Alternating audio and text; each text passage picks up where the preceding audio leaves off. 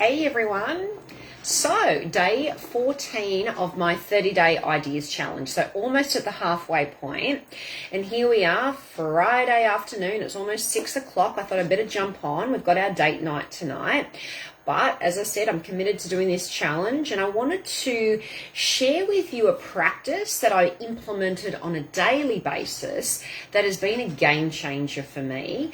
And, you know, a lot of celebrities, a lot of people that have been really successful in their field really credit this practice with, you know, taking them to the next level or helping them cope in, you know, what could be quite a chaotic sort of world. So if you jump on, say, hey, I'm just talking about this practice that's been a game changer for me and, you know, many celebrities, many people that have really had a lot of success in their field, in their endeavors. I'm talking about meditation. So, you know, meditation is one of those things. You know, so many people will say, oh, tried that once, you know, I can't do it. My mind wanders. I've got mind chatter. Kayleen, hi, how are you? Steve, hi. And the thing is, look, it's like with anything, you know, you've got to practice it consistently. You don't go to the gym once and all of a sudden you're an athlete. It takes consistency. It takes, you know, really kind of persevering. And hi. So what I would say is, as I said, you know, you've really got to give it time and you can build it up. So I know I actually went and got a teacher's training diploma in it as well. And, you know, I did, you know, an online course years ago that really kind of helped me with understanding, you know, how to do it. And really, look, there's different methods. I often do say to people, look, start with a guided meditation. That's great. It's a great place to start, because what will happen is, you know, you can simply just put it on, listen to the voice, and, you know, try and be as present and follow the voice as much as you can. But if you fall asleep, that's okay. It's going to help you with, obviously, you know, calming the nervous system and helping you with maybe stress and sleep and things like that. So that's always a good first place to start. The second one is, you know, you can focus on, you know, like a word or a mantra or something like that. You know, so there's various ones. They sort of say, you know, ideally you don't want to have a word that has a lot of charge or associations for you.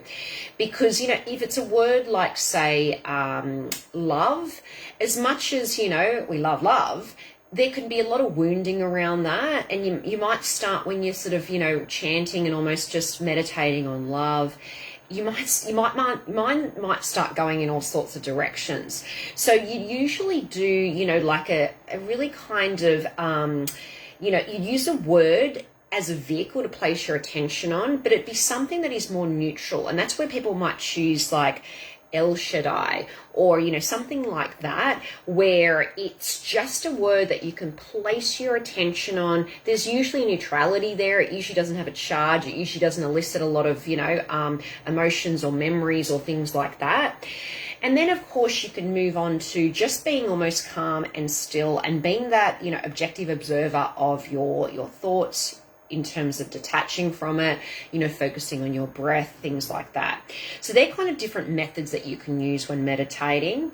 But the thing with meditating is it will help you in so many ways. For me, as an air sign, an Aquarian, in my head, thinking, having a lot of over, you know, analytical kind of tendencies, it's a great way to help with that mind chatter, I found. Also, I am quite intuitive. Aquarians are quite intuitive, but I do have other signs and different placements, and it's something that I've always kind of been interested in and also, you know, developed over the years. But meditation can also be very useful for that too, for, you know, just almost increasing and enhancing your intuition and tuning inwards and receiving higher guidance and things like that. So that's also something else that can be really beneficial when it comes to meditation. But they've also done a lot of studies on it. So it's not just me saying, you know, hey, this is great. It's helped me with stress. It's helped me with sleep. It's helped me with calming the mind. There is studies that back it up. So, you know, there is studies even in terms of, which is probably one of the most common reasons that people will turn to meditation, it was for me, is stress reduction. And, you know, they've done studies. There was one study that had over 3,500 people in it. And that's what they showed, that in one of them, they were able to, what did they say? It decreased stress, improved symptoms of stress-related conditions such as irritable bowel syndrome, also known as IBS, post-traumatic stress disorder, and fibromyalgia. It can help with things like controlling anxiety. So in the past, I did have a GAD, so a generalized anxiety disorder diagnosis, like many years ago. And they have found that they did one 8-week study. And this was basically a mindfulness meditation practice. And that's what they found. It helped reduce symptoms of, phobias, social anxiety, paranoid thoughts, obsessive compulsive behaviors, panic attacks, things like that. It will also help with emotional health. And they've found that there was 2 various studies, and there was over 4,600 adults in those studies overall, and they found that it was able to help with depression. And interestingly, there was this other study. It was only a very small study. There was 18 people in this study, but it was over a 3-year period, which is always interesting. And that's what they found. They were even able to, yes, decrease depression, but even things like these inflammatory cytokines, these inflammatory chemicals, they were able to decrease those inflammatory chemicals, which is pretty cool. It can help with everything from attention span. It's even been shown to potentially also help reduce age-related memory loss, which is definitely an issue. It will help also with things like addictions, which is interesting. So there was one study that was took these 19 recovering alcoholics. They taught them how to meditate, and they found that it really helped with controlling cravings and that craving-related stress and agitation. It's also been shown in 14 various studies to help with reducing binge eating, and emotional comfort eating. It's definitely also been shown to help with stress and sleep because, there is a correlation there, because often that's why, people can't sleep, is because, and I know with myself, it's the, overthinking, and it's the runaway thoughts, the mind chatter. So definitely can help with that. It can even help control pain. So I can see someone just joined. Say hey if you're there. And interestingly, there was a study, there was something like close to 1,000 participants in this study, and they found that it was able to help reduce their blood pressure, which is interesting because, as we know, people don't often think, meditation in order to help with blood pressure. But it's one of those things, as I said, there are so many now studied benefits. So I really do encourage you, maybe it is something that you've tried in the past and, you just couldn't do it. Your mind was wandering, you're thinking about yesterday or tomorrow or whatever. I encourage you to, really give yourself a chance to build up that muscle. It's like with anything, as I said, you don't go to the gym once and you're all of a sudden an athlete. Likewise with meditative practices, you want to try it and continue trying it and work up. So you might want to start with maybe just setting the timer for 5 minutes, and maybe you want to do that twice a day. Then maybe you want to extend it out to 10 minutes.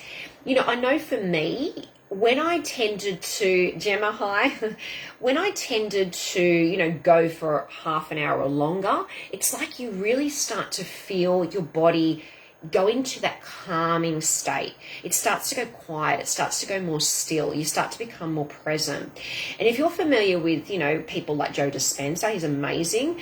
And, he really is big on meditation, and you'll know that that's one of the ways that he helps people access the quantum field and access these, limitless potentials and help with manifestation and all those things. So, I do encourage you, as I said, give it a go, try one of those styles, those practices that we discussed, whether it is starting with a guided meditation, maybe trying some sort of mantra, like as I said, a Hamsa or a, El Shaddai, or something that has a neutral kind of no charge response to it. And then, as I said, maybe trying that, just being calm and still and focusing on your, your thoughts in terms of detachment to it, just being that objective observer, maybe, focusing on your breath. There's also practices like yoga nidra, where you're literally just, focusing on the toes, the foot, and you're just, maybe you're clenching it and then you're relaxing it. And it's like you're progressively doing that to the various muscle groups around the body. And it's like, once again, it's taking your attention away from thoughts of yesterday and tomorrow and everything else, and you're just focusing in the present moment. You're focusing on parts of the body. You're consciously and intentionally relaxing it. And as I said, so many studied benefits now of, helping with everything, as I said, from age-related memory loss to, reducing blood pressure, helping with insomnia, helping with stress, all of those sort of things. So I encourage you, give it a go. As I said, for me, it was a game changer, and it's something I've been very consistent with over the last, I'm going to say probably 5 years. So, give it a go. Let me know how you go, and I'll see you tomorrow for our day 15. Okay, bye.